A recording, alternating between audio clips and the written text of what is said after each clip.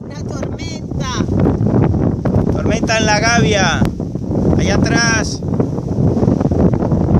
sé si se ve.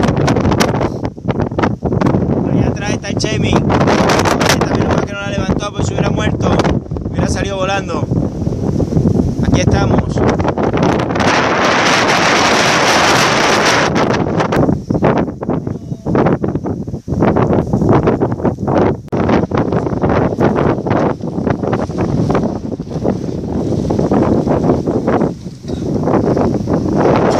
Ha levantado una tormenta y el polvo es impresionante.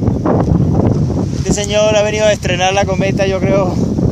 Me parece a mí que me voy, sí, señor. Creo que nos vamos.